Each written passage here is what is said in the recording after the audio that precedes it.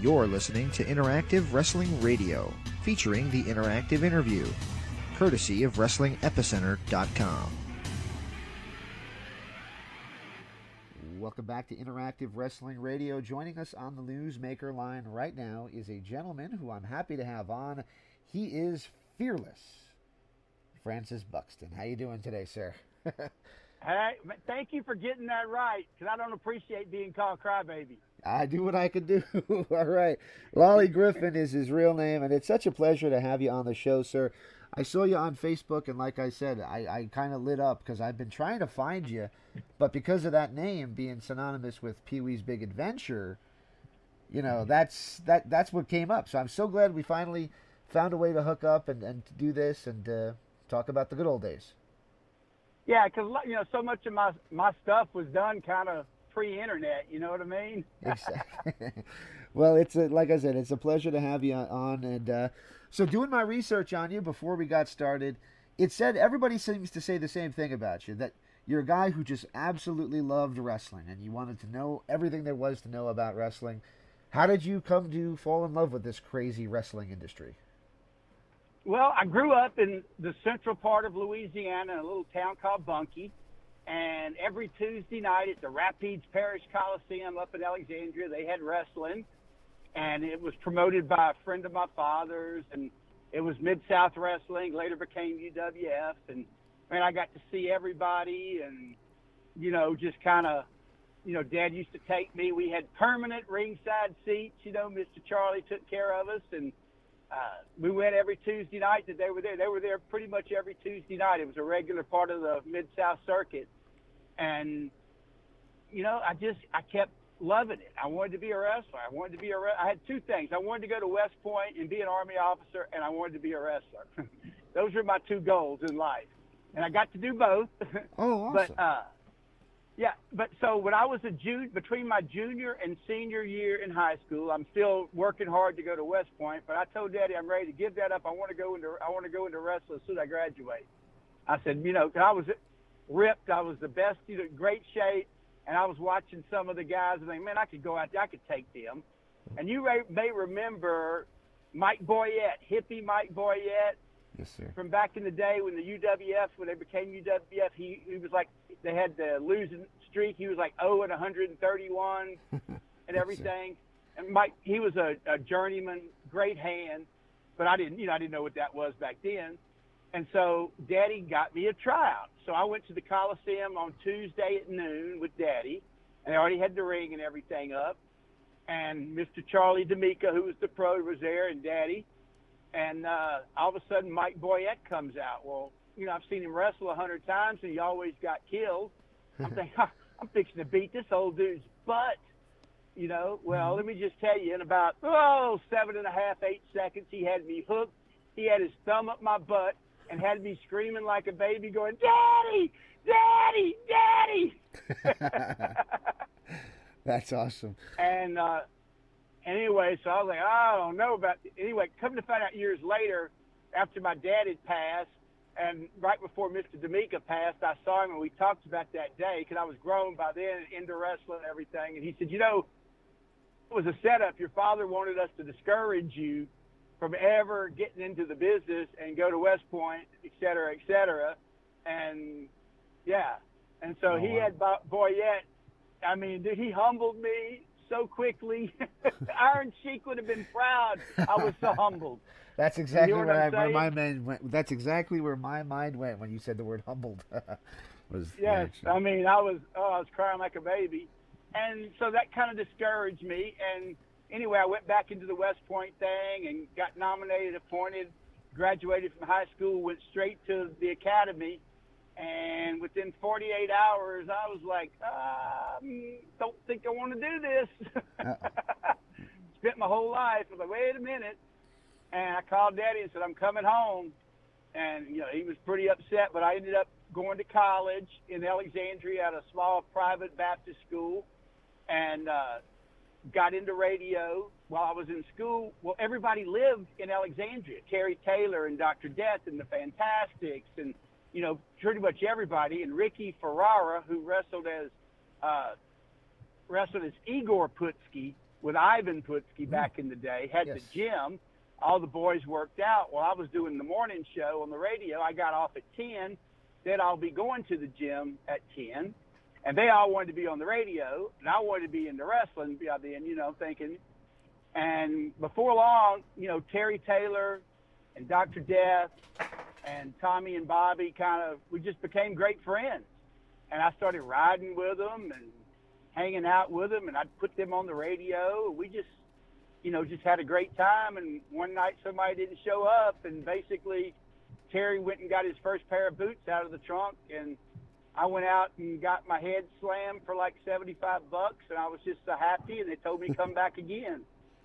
That's kind of it. And, you know, I learned right off that I wasn't going to be, you know, a great wrestler, but I learned how to do the mic, and I learned, you know, I could sell popcorn and sell tickets and promote a show and, you know, set up the ring. I learned every aspect, and especially with the television, which has helped me later in life.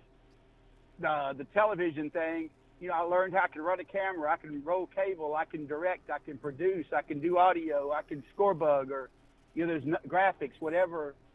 I learned how to do all that. When I get out of the ring, I'd go to the TV truck and learn, sit and watch, ask questions, and that was it. Dude, I'm just so lucky. Student of the game in all aspects. And the best part is, as I was learning and getting associated in the business, I'm pulling up to places with Dr. Death or Terry Taylor or Tommy and Bobby or all of them. Well, everybody thought I was somebody important. That's the best part. They all thought I was somebody. Oh, he's with them. So right away, even the underneath guys were like, oh, who's this? You know, he's hanging out, you know, because they didn't get to ride with Doc, and you know what I mean? There you go. That kind of stuff. And so it benefited me in a lot of ways. I had a great time. Awesome. I had a great time. Now, most people my age remember you fondly from Global, exactly how I introduced you, Crybaby Buxton, as you were Fearless Francis Buxton. How did that character come about, and what were you brought into Global to do? Because you told me about this the other day, and it blew my mind. I had never heard that before.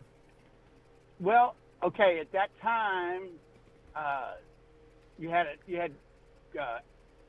Gray Pearson had just kind of taken over Global. I guess that was right when the Jarretts or Bill Pett, whoever that was, kind of pulled, because it kind of went, I think, from that, what's his name, Joe Pedicino. Joe Pedicino, yeah, Joe Pedicino. Yeah, to Gray Pearson. And anyway, Skandar Akbar and Manny Fernandez were kind of the office, and Gray. And, you know, act like me. You know, we were pretty good friends. You know, I rode with him quite a few times when he was through Mississippi, and I ran shows. I'd always use him and everything. And Manny Fernandez and I had become fairly good friends. And Manny had heard me on the mic.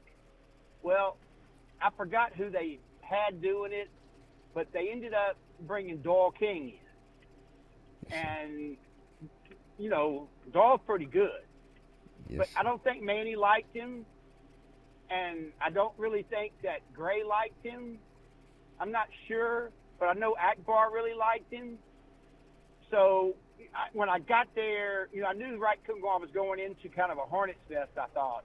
So I go to Dallas with my suit and everything. I do have my wrestling boots, and I always carried my wrestling boots and a pair of tights with me, you know. That's just, you always carry your stuff just in case. So I show up. And I go in, and they in the Sportatorium in the Booker office there, and there they all are. And I mean, like, Gray would, this is the guy to do the commentary? And Manny, they said, yeah. And he goes, can you wrestle? I said, I can do whatever you want me to do.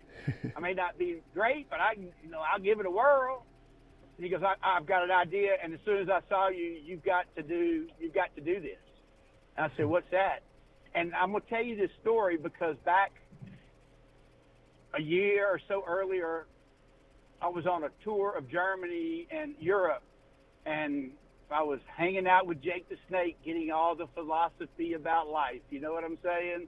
Mm-hmm. And Jake was trying to teach me about selling and psychology and talking to me. And he said, you know, you need to be the crybaby. He said, that nobody's done that since the 50s. And he said, you need to be the crybaby. You need to be the biggest wussy in the world, but when it was time to get heat, you were the most vicious or whatever.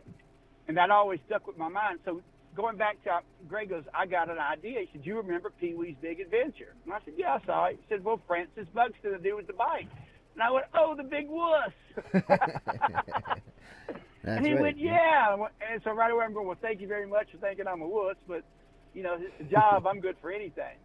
And he goes, no, I got this idea. I've got a friend, and she's the head of the University of Texas Arlington Theater Department, and she can be your mother, and you can be this crybaby. He said, I want you to look like you're fixing to die every second you're in the ring. I want you to run, avoid as much contact as you can. He said, when you go in the ring, don't get in the ring, climb the, because back then the boys didn't use the steps. Right. That was a no-no. The steps are for the TV people and that, and you had to get up in the ring the right way. And he said, use the steps. And he said, like, that's the other thing. When you're in the ring, there's certain things, like when you're getting up, you never use the ropes to help you up. You get up on your own. Right. And anyway, so he said, fall near the ropes and pull yourself up on the ropes. Don't ever get up on your own. Crawl to the ropes and pull yourself up. Look like you're fixing to die. Yeah, at all times.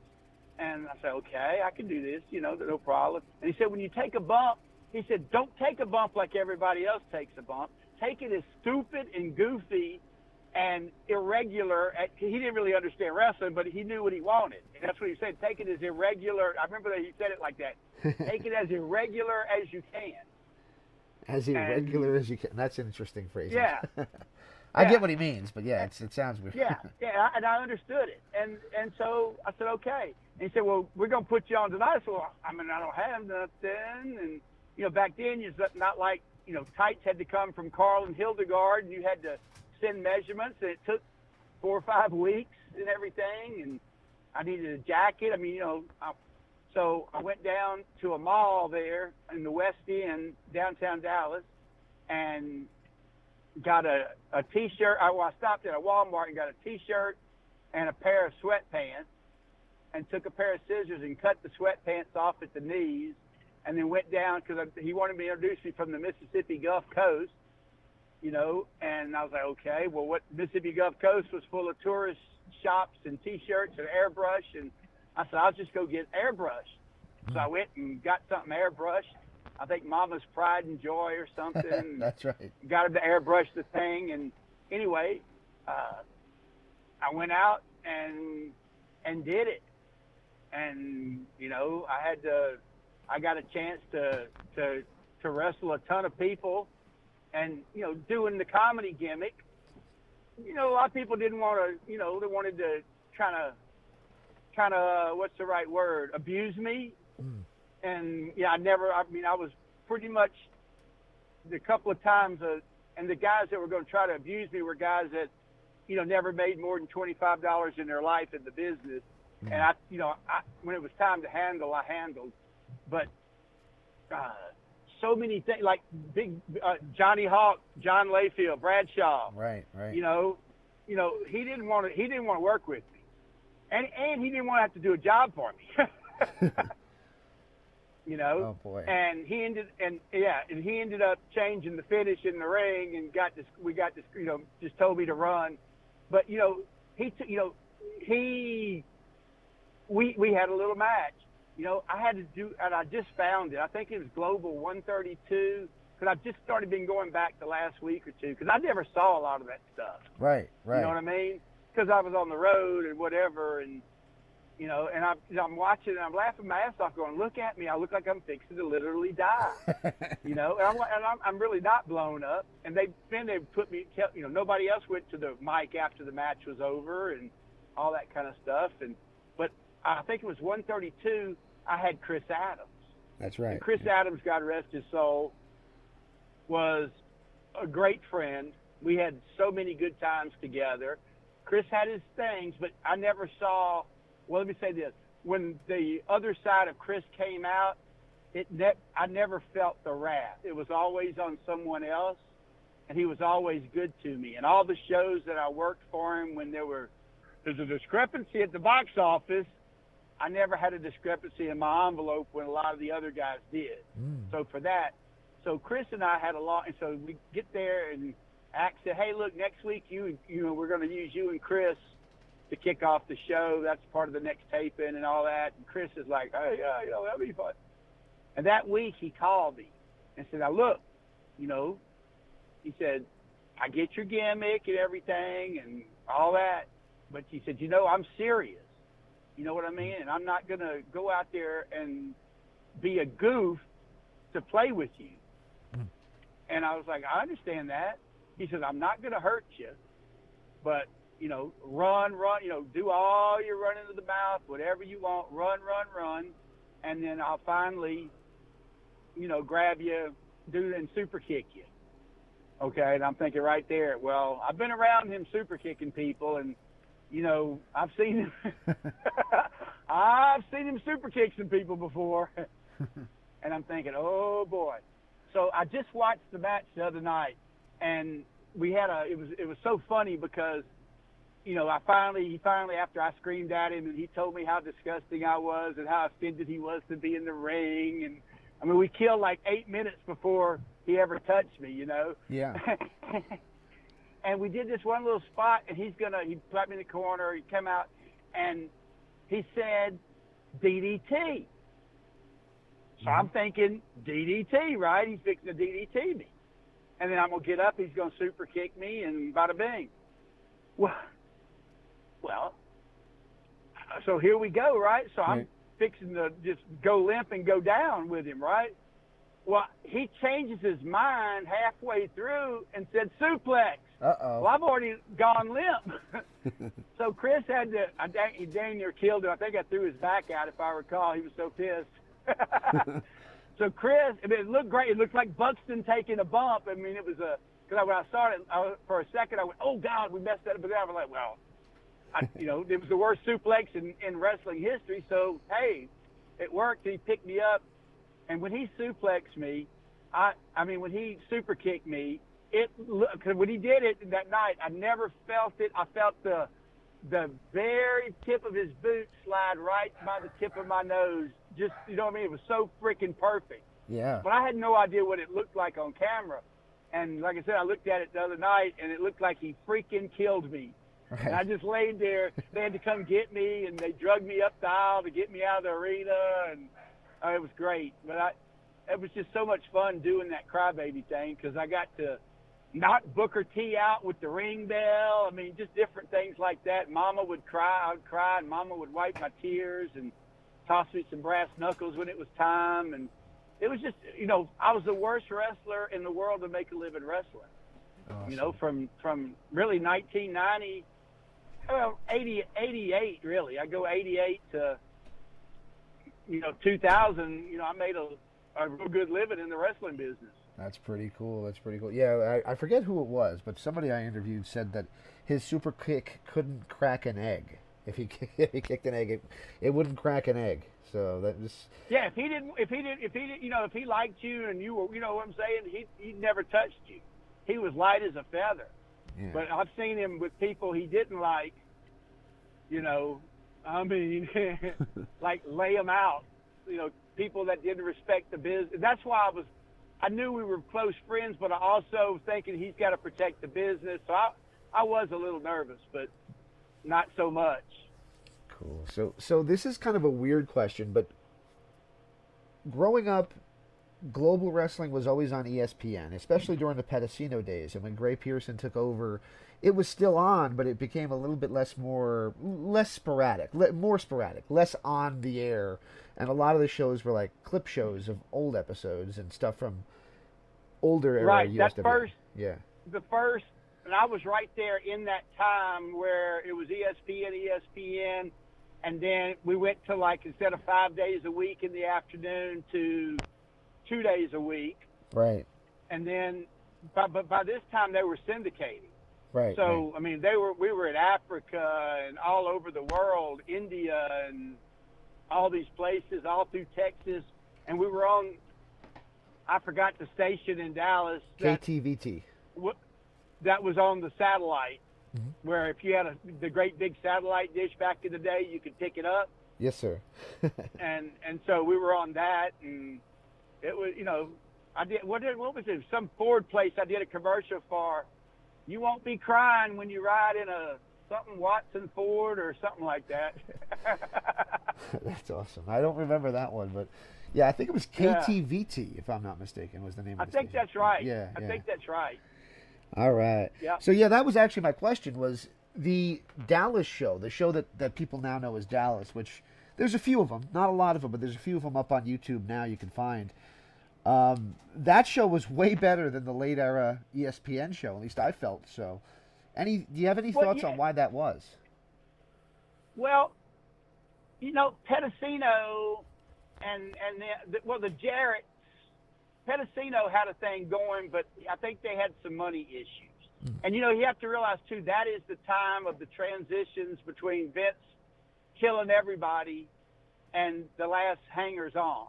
You know what I mean? Exactly, yeah. And the then the Jarretts, the Memphis style of wrestling didn't fly in Dallas.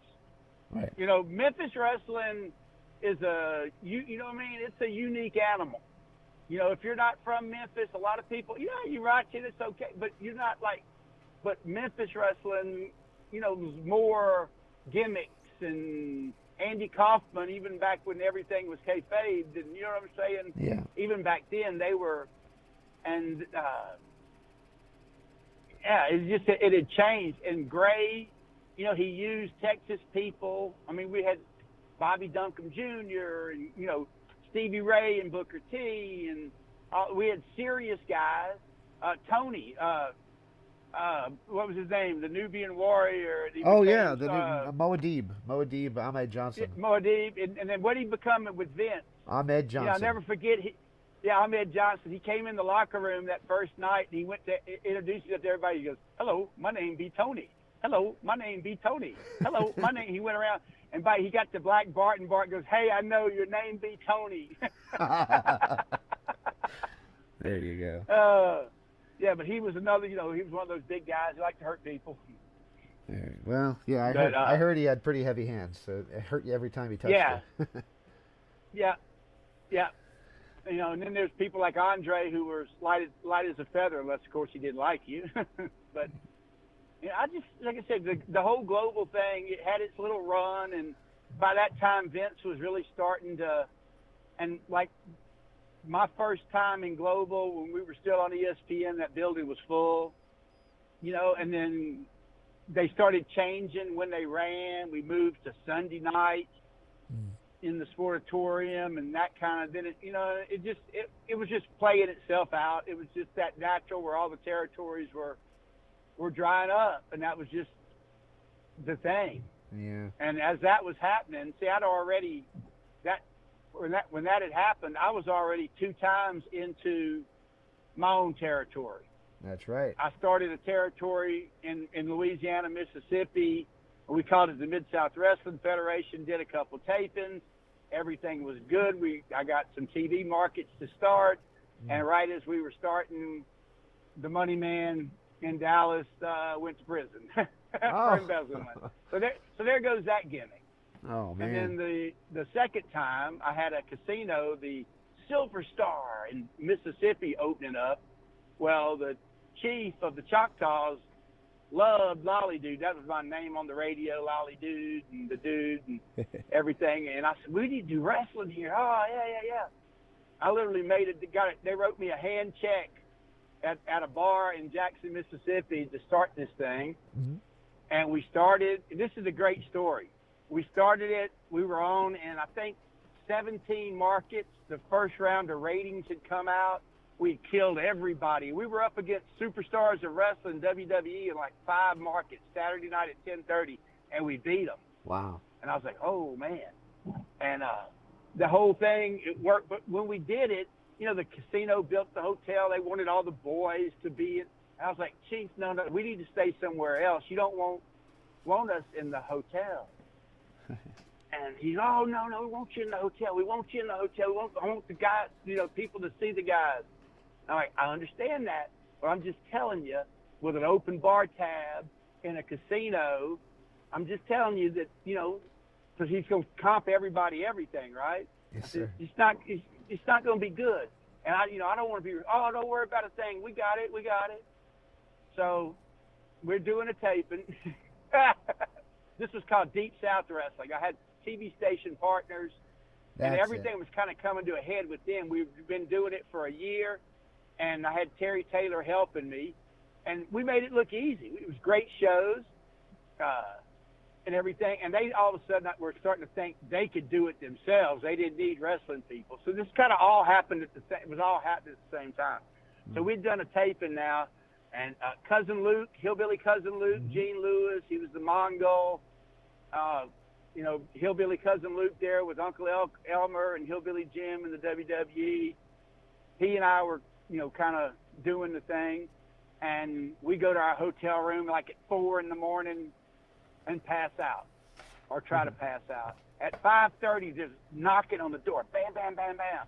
Bam, bam, bam, bam, bam. Bam, bam, bam, bam. I open the door, and it's a security guy. And he goes, hey, Chief needs to see you now. I'm like, what? It's 5:30 in the freaking morning, dude. What? He goes, no, grab some clothes. Y'all need to come with me now. Uh-oh. I'm like, okay. I'm thinking, hey, Chief got some girls for us? What are we thinking to do here,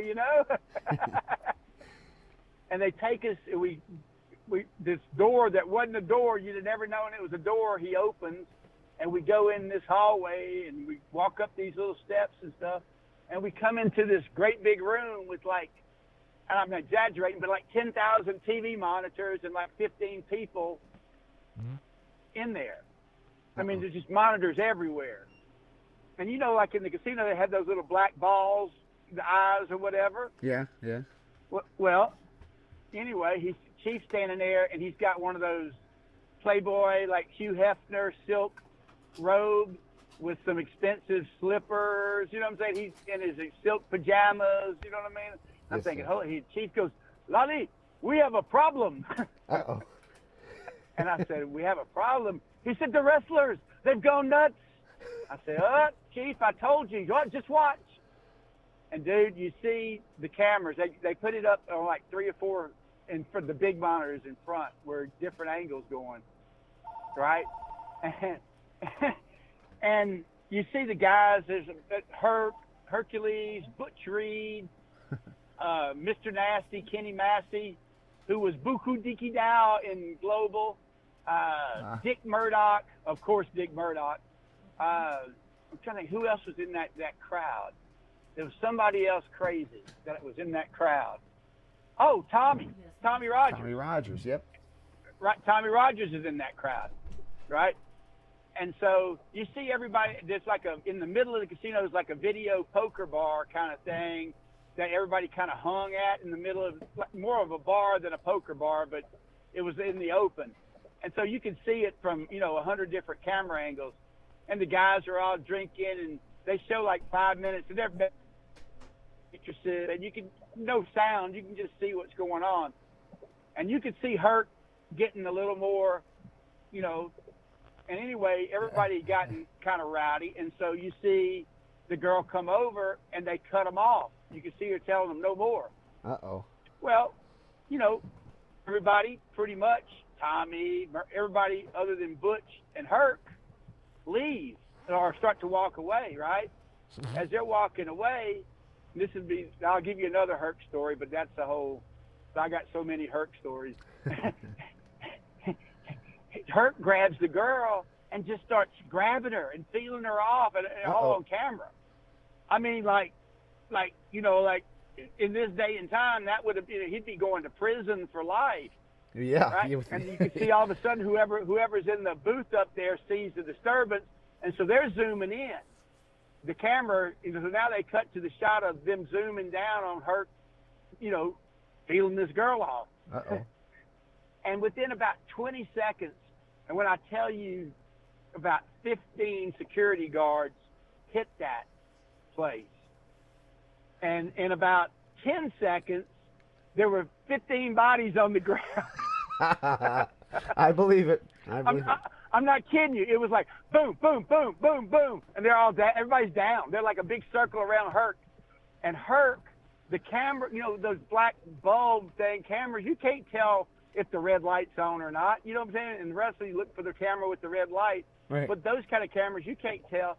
And there's 1,000 cameras up above him. But the camera that they had zoomed in on Herc, he looked right at it like he knew, like he was on cue. And he rips on his shirt, sticks his tongue out, and goes, blah, and flexing in the camera. Blah! And about that time, the Chief's go, we cannot have this anymore. And I said, well, Chief, I told you up front. He goes, oh, contract up in 2 months. We're not going to renew. We're not going to renew. I said, Chief, we're going to blow this thing because he goes, oh, I cannot. Oh. And I didn't tell the partners that he wasn't going to renew. I figured I would get him, you know, get it worked out. And that next week is when they tried to cut me out. They brought, what's his name, Jack, great guy from up north. Jack Reynolds was the announcer. Jack Reynolds, you know, old school guy. Yeah, he was around the IWA, completely different from my style, but, you know, good guy. You know, it wasn't his fault, you know what I'm saying? Right. And so they were going to cut me out. So they cut me out. So I was like, okay. So they came, and they didn't know that the Chief was fixing to dump them. So I didn't say anything. And immediately, once they cut me, when Terry Taylor got to the TV and I wasn't there, he walked. And so they were expecting him to, you know, and pretty much everybody who was involved in the show walked. Oh, and so they ended up, you know, losing their money because they were just putting a lot of money into it.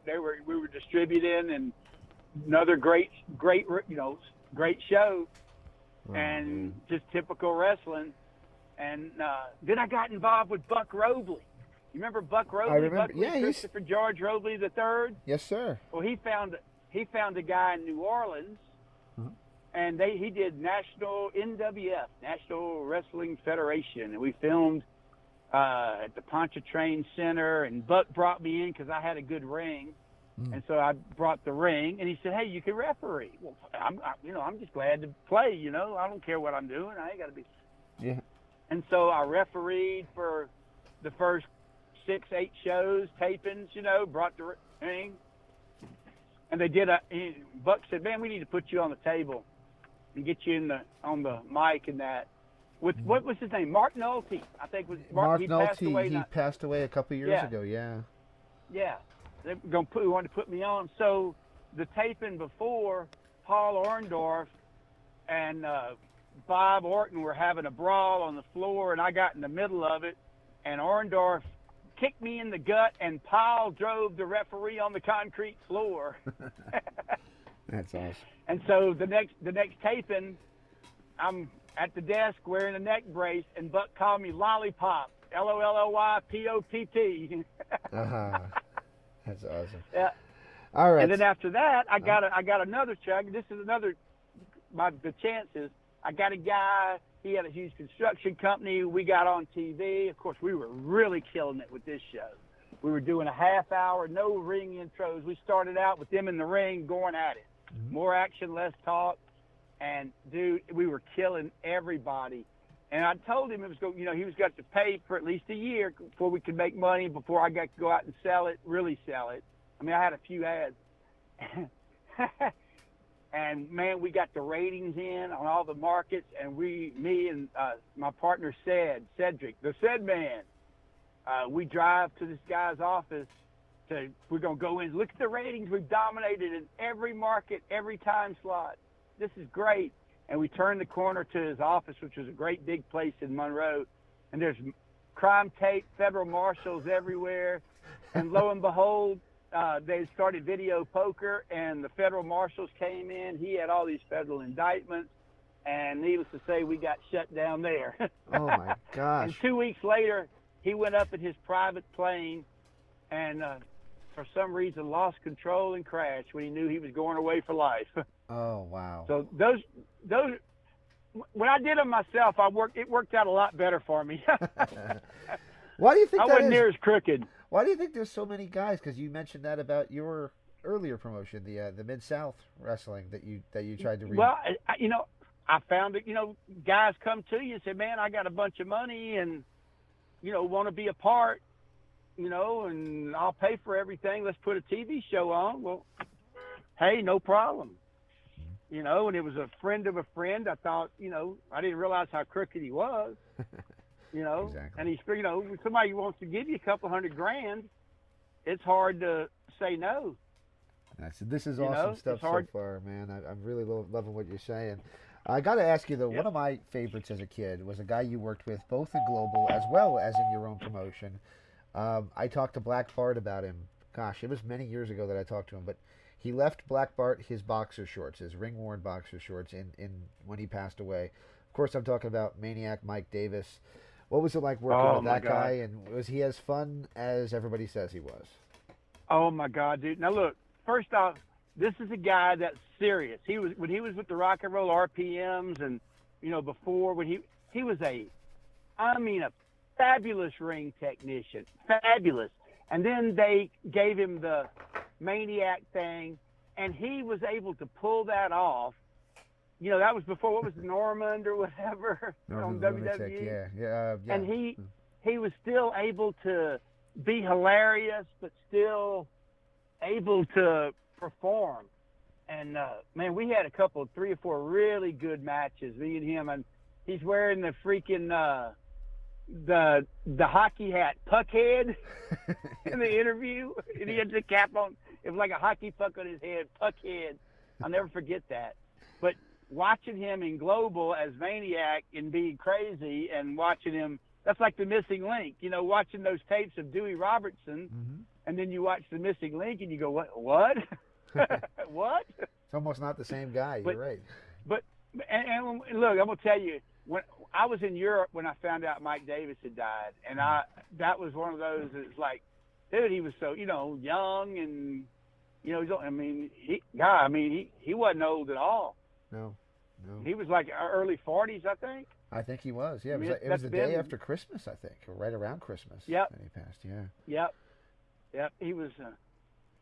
But there's so many good. I got to go on so many tours and go and see and do. I'll give you one of the best. There was a tour across America, and it was, Greg Valentine, Kamala, Wendy Richter, Leilani Kai, Cousin Luke, Colonel De Beers, Afa and Sika, Fidel Sierra, David Sierra. He was Fidel something then. Cuban assassin. Right? Oh, God. Yeah. Anyway, the Sheik, the original Sheik, and Abdullah the Butcher. Oh, boy. And I'm like, ooh, man. So the very first night, now this was my very first, Cousin Luke had got me on a real tour, making real money. You know what I'm saying? We were riding the bus across the country and staying in nice, a real tour with real professional athletes. Yep. And so here comes the main event, because you're not going to be able to follow Abby and the Sheik because it's going to be a bloodbath, right? Right. Well, I'd seen them both wrestle as a kid and stuff, and, I'm waiting to, for them to pull out a gig or whatever. Well, as soon as it starts, they back into the corner. And, like, hey, ref, break us up.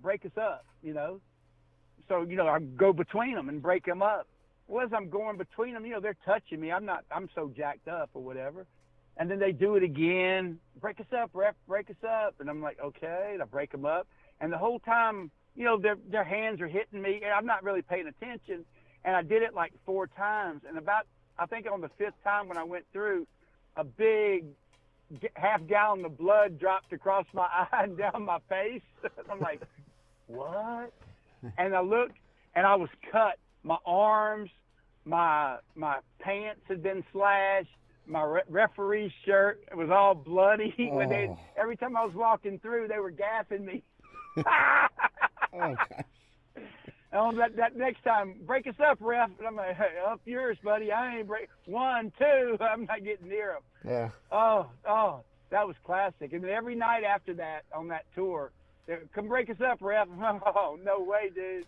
And plus, if you ever saw the utensils they used, most guys working make their little thing, and it's just enough to get a little. And man, these were hatchets. That's right. Hatchets. Do you have time for a few more questions from me?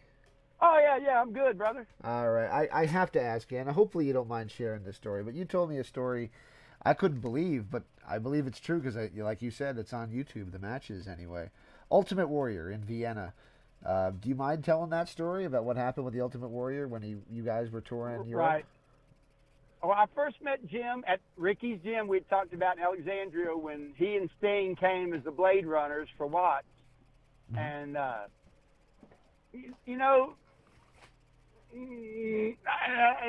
want to say it right. He was a different cat,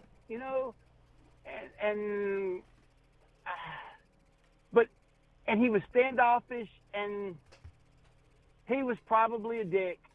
He was never a dick to me. He was always not. Man, I'm passing the old Ricky's gym as we speak. Holy cow. That's crazy. That's crazy, is right. Anyway, he was always nice to me then. He was just getting into the business. I was on the radio, and so, they weren't making a lot of money, so I always had free food things. I'd go to the gym, and, I'd give the boys, dinners at all these different restaurants because we at the station, we had all kinds of freebies, right? Right. So I knew he and Sting weren't making any money, and Sting really wasn't the nice guy that he became back then. Jim would have been the nicer guy over Steve at that time. Oh, wow. Okay. And, because they were both still, didn't understand you weren't supposed to hurt people. They were still learning. Right. And like I said, Jim was a great guy to me. We were always friends. So let's fast forward. Hey, what would that be? 10 years? Fast forward 10 years. This guy is running these tours across Europe with Hollywood Concerts, which is the big concert promoter throughout Europe. And, man, we went on this one tour through Germany and Austria. And the main event was Warrior and Herc. And Warrior, this is what I'd always heard, that he'd gotten $200,000 up front for the tour. Mm-hmm. All right. And it was a couple, 3 weeks maybe, and he got like $200,000 up front for the tour. And, throughout the tour, he always sat by himself when he rode the bus. They flew him on some private planes a few times. But when he was on the bus, I'd go sit with him. And, we weren't friends, but we were friends. You know what I'm saying? Yeah. We always never talked about wrestling. He didn't give he wasn't into wrestling that much. We talked about other things, We talked about the media, and he was very political even back then. Yeah. And so the last night, we're in Vienna, Austria. It's a Sunday night. And you might remember Public Enemy, Ted Petty and Mike Durham, Rocco Rock and Johnny Grunge. That's right, yep. Well, they were, this was pre-Public Enemy. They were the opening match, and I was the referee. But I dressed in the locker room with Jake and Warrior and Greg Valentine. Mm-hmm. I didn't dress with all the guys. They're like Butch Reed's on that tour, Herc was in there too, that's right, and Butch Reed, I shouldn't say that. But all the other guys like Caddy, and they all dressed in another room, and then the girls, how about that? I had Leilani Kai, Bambi, Peggy Lee Leather, and Candy Devine in a tag, and Medusa doing managing Greg. But that's a different story. So it's Sunday night. We're in Vienna, Austria. Show starts at 7. It's 10 minutes to 7, and the place they're already rocking. You could hear them stomping, and they're so excited. This is a big deal. Jake the Snake and Greg Valentine and the Warrior, you know what I mean? Right. It's sold out across Europe, and we're rocking. And they're popping. Well, it's not quite showtime yet, but the promoter guy came in, and you ready to go, Law? Yeah, I'm ready, and everything. And he goes, okay, well, let's get ready. And Teddy and Mike came in, and, we'll get ready to go. And And Warrior said, hang on. And then he called the guy over, and basically he wanted another $100,000 before he'd go out. Now it's like 7:00, and the guy, they start screaming at each other, and Warrior's like, well, up yours, I'm not going out. And he's going, just look at me, go, Lolly, go to the ring, let's get it started, we'll work it out. And Warrior looked at me and said, sit the book down, Lolly. Oh, I looked over at Jake, and Jake looked at me like, I don't know. I sat down. Yeah. And now they start screaming at me, go to the ring, let's get it started. And he's looking at me going, don't you move. Don't you freaking move. Okay. And now by this time, Teddy, they're screaming at me, going, come on, man, let's go. We're going to start the thing. Let's go to the ring. And Warrior's going, don't go to the ring. Well, they leave. The promoter, they come back with the Hollywood concert guy. And they get into it for a minute. And they're saying, go. And then they leave. And Warrior says, don't you move, stay right where you are. And then the promoter guy came back again. And I was like, man, they're trying to get me to go to the ring, and I don't go.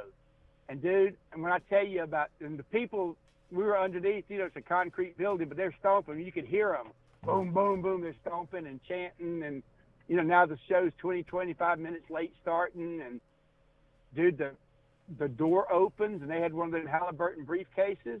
They came in, and Sunday night at 7:20, 7:25 in Vienna, Austria, and counted out $100,000 right there to the Warrior. Had them all stacked in, what was it, 10,000 or 5,000 in hundreds, I think. So it's like 20 packs of them or whatever. Boom, boom, boom. Warrior peeled out me a few grand, and handed me, counted them hundies out and handed it to me and said, go to the ring, buddy. And I was like, holy crap. Man, I stuffed that crap and went to the ring. And I found out later that I don't think he gave, Greg and Jake and those guys that were already making big money. But all of us that were making, a couple, $2-3 a week, he went through. I think he gave all the girls money. I know he ended up giving Teddy and I think Carmen. He ended up giving everybody a couple grand. Oh, wow. Well, that's pretty cool. For their trouble, And then when I watched all that stuff on him, that Vice and all, and that, he did. I mean, he rubbed people the wrong way. I mean, nobody on that whole tour, I bet you, other than Herc having to talk to him 2 seconds about his match or something, he didn't talk to two people other than me. I mean, it was just like he was just all alone in his own world, dude. It was, in some ways, it was sad, but like I said, he was a unique individual, but he wasn't into wrestling, and he wasn't a wrestler, and, that's just it. I just saw Dutch Mantel shoot on him about how horrible they were. And I'm like, well, and he never really got it because he didn't. Sting enjoyed what he was doing, just the opposite, and he learned how not to hurt people and how to get over, and he did. They were over because they were big muscle heads and scary looking, but that wears off after a while. Exactly right. And Sting ended up learning, and what a great performer he ended up becoming. And it's crazy, but still is. It's crazy to say, but he still is because he's out there on AEW he now. Still looks good. Yeah. Hey, he still looks good. I saw a picture of him. I think it was with Bobby Fulton at one of those conventions or whatever. Bobby had posted a picture of him and Sting together, and I was like, dang, he's still looking great. I'll tell you what, the other day he was on AEW wrestling, and AEW, those guys, they bounce around like pinballs, and he climbed up to the top rope and he did a crossbody off the top rope to the floor, and I'm thinking, this guy is 62 years old, and he just did that. That's incredible. But he did it, and he did it well too. By the way, it didn't look like an old guy trying to do it. He did it well, so good for him. Hey, cheers to the old guys, right? There you go. Oh man.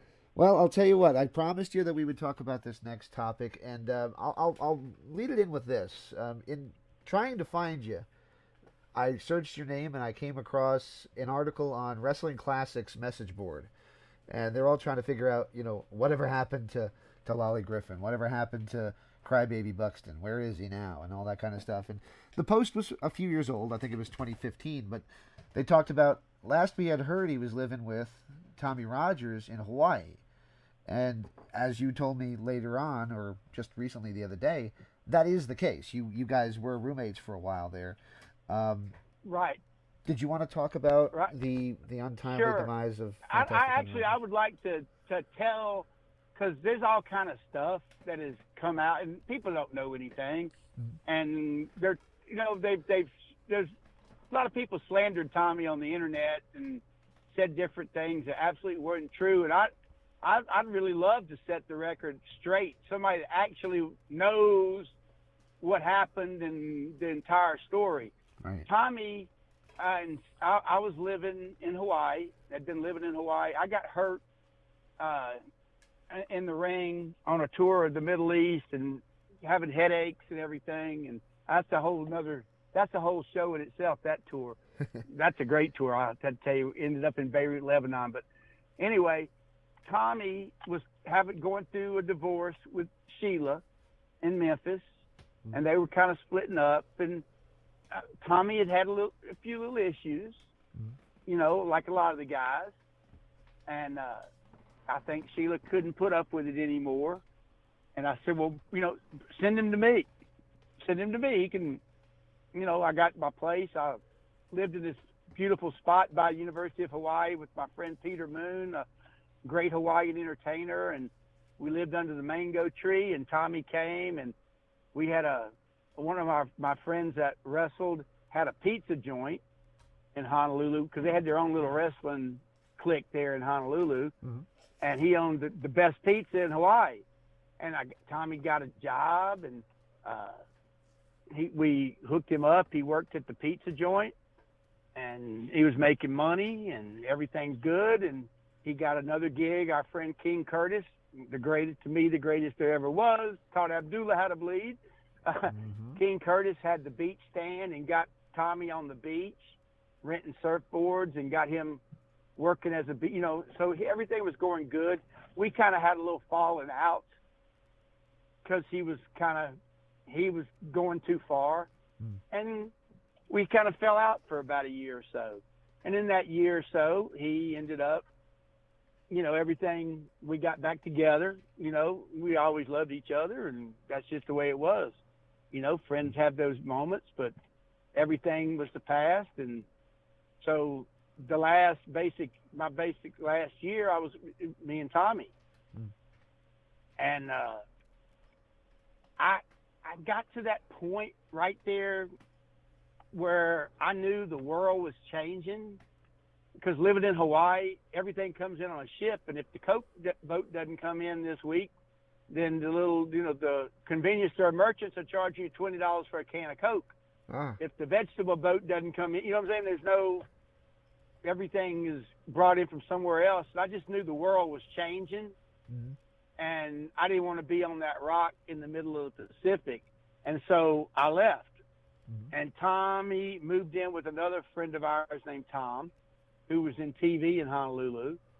And so what happened, there was a lot of rumors that Tommy was under indictment and fixing to go to jail, and he killed himself because he didn't want to go to jail, and this, that, and the other.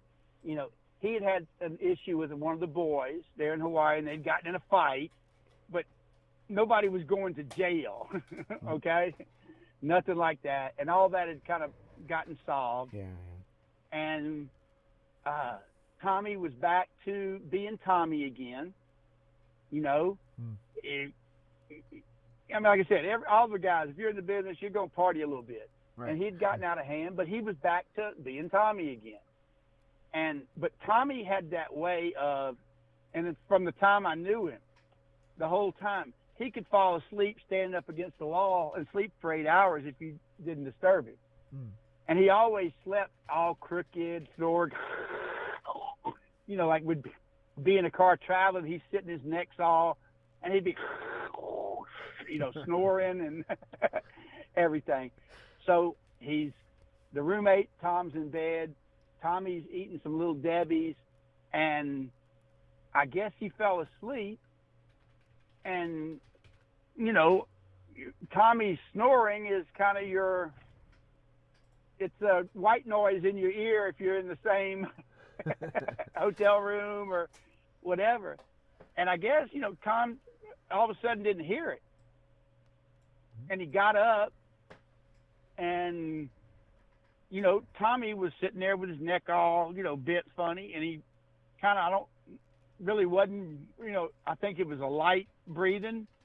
And he kind of got him stirred a little bit, you know what I'm saying? And he realized, I better call the ambulance. Something may not be right, because he may have had a minute or so with some air not in his brain or whatever. And, you know, by the time the ambulance got there and everything, you know, Tommy was like, hey, look, you know, Tom said, I got to be at work at 5 a.m. You know, I'll get a bag and come down and pick you up, you know, because they were just going to take him to look at him. But they're going to put a tube in to make sure his breathing's right. And to make a long story short, because I only spent 1 semester in pre-med, so my medical knowledge is limited. But when they put the tube down in, I guess when it goes down into there's a place where the kind of parts that it can go into your stomach or your lungs or whatever. Well, they put it in his stomach or something. It went in the wrong place. And in that 10-minute drive or whatever to the hospital, the thing it was in the wrong place, put in wrong, and he ended up going into like a shock, and the body went septic or something like that, like where it gets infected. It's like instant septic. I think that's the way, like a septic tank is what it's called. I think that's if you're out there listening, septic or whatever. And when your body goes septic, it ain't good. No. And, you know, so Tom was just, you know, 20 minutes later, 30 minutes later, going up to the hospital, and they go in and he's dead. That time he died. And long story short, you know, the doctor of the emergency room reached out, because Tommy and Sheila remained close. I mean, they had gotten divorced, but they still loved each other and talked 80 times a day. You know what I'm saying? So Sheila is going to do everything. And anyway, the emergency room doctor that he met with her in Honolulu outside of the hospital, all kayfabed, met with her. She put me had me on the phone on speaker, and the doctor's telling her all this stuff about how the ambulance crew had never seen a tube, an intubation or whatever, done that poorly, and it was strictly, you know, he didn't have to die, and blah blah blah blah blah, and all that kind of stuff. And Tommy, you know, Sheila and him was divorced, and so she had no recourse. Tommy's only daughter from his first marriage that ended badly, he didn't have a relationship with her or the ex-wife, and they didn't want anything to do with anything or whatever. So there could have been a huge lawsuit there, you know, because she was his only living, you know what I mean, the daughter. And they weren't interested in anything. But the doctor had told that she'd testify and everything. And then when the autopsy came out, you know, I think he had some soma in him and something else, maybe some Vike. But it was nowhere anything close to being lethal. You know what I'm saying? Right, the toxicology, none of that killed him. What killed him was the ambulance people doing the tube wrong, and he went septic and suffocated and whatever. and we were told, as I said, the doctor, and he was going to testify against the ambulance company and everything if it would have worked out. It's just that his heirs didn't want to pursue it. And that was the bottom line. But and Sheila, you know, we're reading all this stuff, and you know, he killed himself and this and that, and he was having, man, boy didn't kill himself. Boy didn't kill himself. You know, but it's just how with the internet these days, and that was the first time in my life, like I see stuff on reality shows and this and that, or on Facebook, or especially a reality show where, they make somebody look stupid, or, what I'm saying, for their own gain, and Yeah. I laugh and everything. But when it's somebody you love, when it's one of the closest friends you've ever had in your life, and you start looking on the wrestling pages and all these people who didn't even know Tommy are telling him how he died and this, that, and the other, and wrestlers who, I knew who Tommy's close friends were. Right. And you know what I mean? And everybody's saying all this stuff, and it broke my heart. So if you're a Fantastics fan, Tommy Rogers did not kill himself. Tommy Rogers loved life, and that's the truth. It was a medical mistake, and it should have. And I still wish the daughter would have pursued it, but they weren't interested. Just not, because they had completely. It just ended badly. You know what I'm saying? That relationship, in the height of world class and the Fantastics. You know what I'm saying? Every night there's only, 17,000 girls waiting to get in the car with you, and it's hard. Well, I'm so glad you got to tell that story, and I know that meant a lot to you to, set the record thank straight. you, because it's never been told correctly. Absolutely. That I've seen. Absolutely not. No, I interviewed Bobby Fulton, and I don't think even he gave me half of that story. All he said is, I know he didn't kill himself, but I don't know much about what happened. I think that's pretty much all he told me. Right. So, yeah. Well, here is this is the Tommy and Bobby dynamic. Okay, they were very, very, very close, but they really weren't friends. Does that make sense to you? Yeah. They were very, very, very close, but they were absolutely two completely different human beings. Like, other than getting in the ring together, you know what I'm saying, where they became one, they traveled together and stuff, and they were, like I said, they loved each other, respect, but you know what I mean, when it was over, what I'm saying, they didn't hang out a lot. They did, but not. I don't want to make it sound like they didn't like each other, because that's not what I'm trying to say. I'm just saying they weren't. People think, like, why did that band break up? You think they were all close. Well, you don't know all the stuff as to why, and this, that, and the other. But man, Tommy and Bobby were good, man. And man, in that Sportatorium and in Mid-South, those girls were popping. And at the time, especially when it was Terry Taylor and Tommy and Bobby as baby faces, oh my gosh, unbelievable, unbelievable. There you go. Awesome. That's how you know if you're making money or not. And Jack Curtis Jr., who was Bill Watts, handled all the money for Bill Watts and the gates and everything. He said, first thing you do is you listen. And if you hear little 12 and 13-year-old girls screeching, you're hot. That's perfect.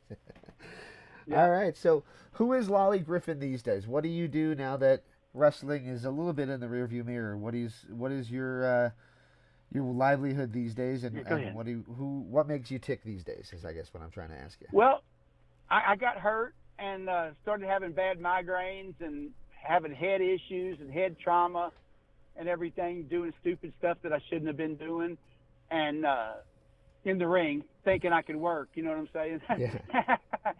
Anyway, so in 2000, I kind of got disabled to where I couldn't do anything. I was, 18, 20 days a month, I got migraines, and I just packed up and moved to Hawaii, hung out with King Curtis and everything, and just lived out there and worked some golf tournaments and that, because the TV thing. And, I'd come back during football season. I got a gig with a network before the SEC network became the network. Every SEC had the Crimson Tide TV network, the LSU network, the Florida Gator network, where they showed every Florida game or every LSU game locally on a replay. If you were live, they did it, but if you weren't on TV, or if you were on, anyway, it was from a LSU perspective. So I did that for like 13 years. I'd fly back football season, and man, I could make enough money in football season to go back to Hawaii.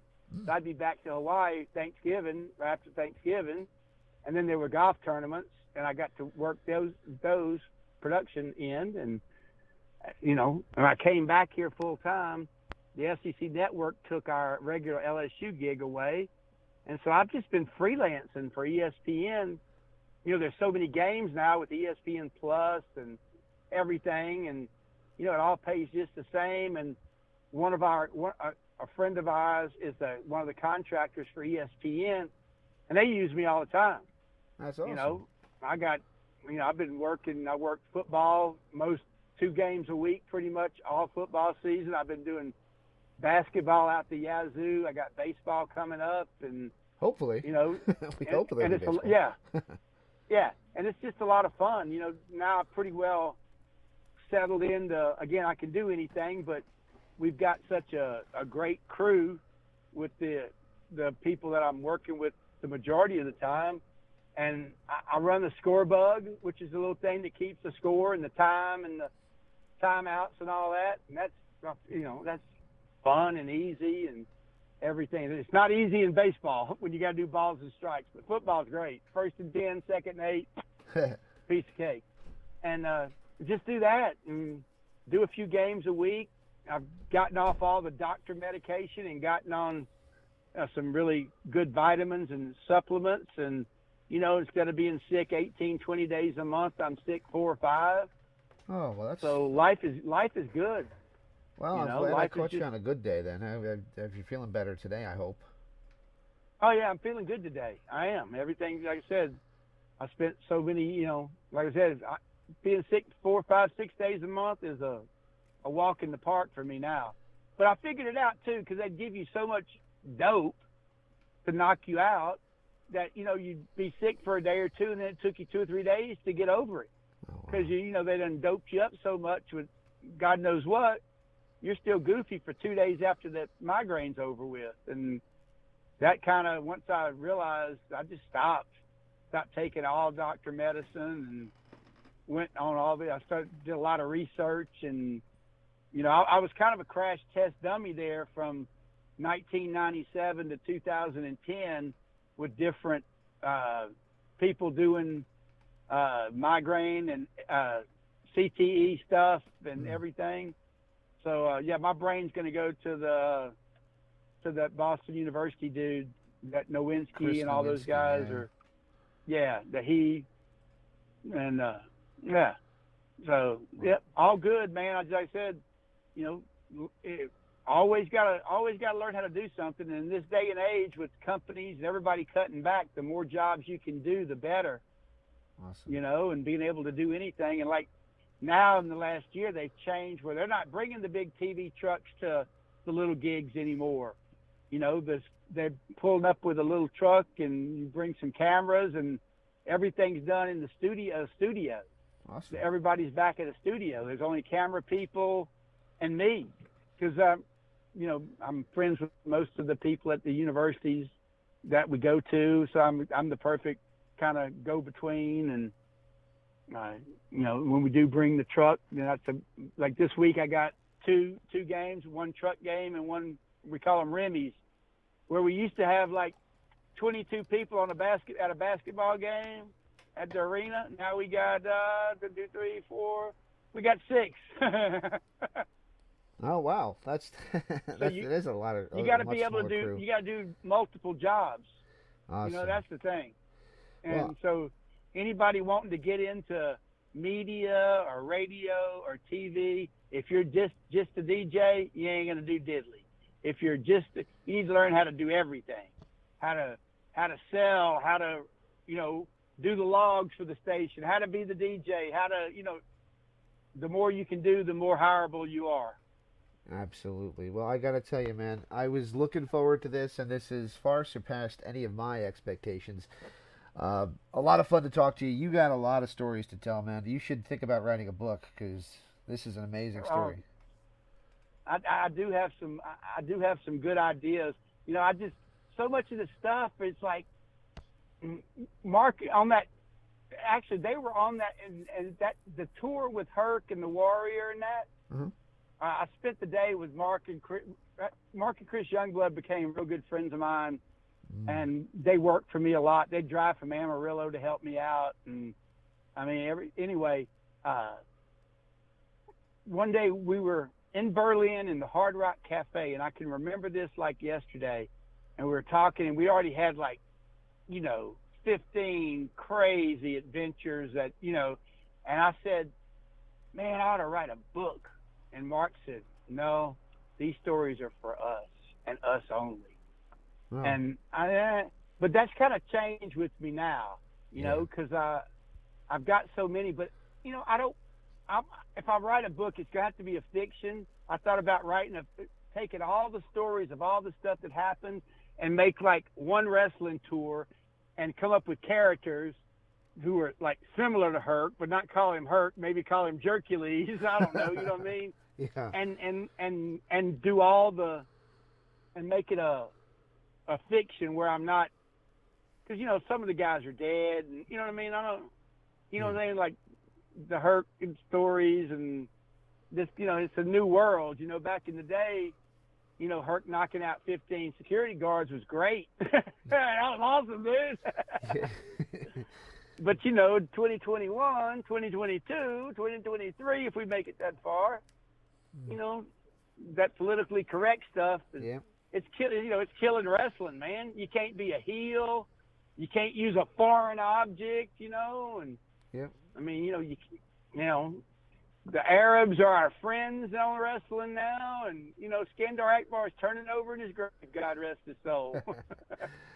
Awesome, man. Hey, before I let you go, can I ask for one last favor from you? Yeah, sure. You might know what I'm going to ask for, but can I get a drop saying this is Crybaby Buxton, or however you want to phrase it, and you're listening to the Wrestling Epicenter? Oh, yeah. All right, you ready? Yeah, I'll do the whole Wayne's World countdown for you, and we'll go in 5, 4, 3, 2. Aloha, y'all! This is Fearless Francis Buxton. Nobody calls me. Let me do it again. Sure. 3, 2, 1. Aloha, y'all. This is Fearless Francis Buxton from the Global Wrestling Federation. I am not a crybaby, and let me tell you what. You are enjoying the Wrestling Epicenter, just like me. Oh, man, I love that. That is so awesome. Thank you so much for taking the time to do this with me. And I'll be in contact on Facebook, and I will. I'll sit here and transcribe a lot of this, and I'll put up the audio on YouTube and an MP3 on the website, so you can listen back to it if you'd like. And man, I'm serious. That was awesome. Thank you for sharing all those great stories. Yeah, and if you ever need some more, like I said, dude, just the trip to the Middle East where we ended up in Beirut and almost got killed by the Hamas. Oh wow! Gonna blow us up and stuff, and I got some good ones. Just that European tour alone, wow. So I mean, there's a lot of stuff. This is Interactive Wrestling Radio. Interactive Wrestling Radio. Interactive Wrestling Radio. Interactive Wrestling Radio. Interactive Wrestling Radio. Interactive Wrestling Radio. Interactive Wrestling Radio. Oh, for us. Featuring the interactive interview. Interactive interview. Interactive interview. Interactive interview. Interactive interview. Interactive interview. Interactive interview. Oh yeah. Formerly the Blaze. The Blaze. The Blaze. The Blaze. The Blaze. The Blaze. The Blaze. The Blaze. The Blaze. The Blaze. The Blaze rock. Yo, Maniacs, so what you gonna do when the Blaze of Mania runs wild on you? On WrestlingEpicenter.com. Wrestling Epicenter. Wrestling Epicenter. Wrestling Epicenter. Wrestling Epicenter. Wrestling Epicenter. The Wrestling Epicenter. Don't get off.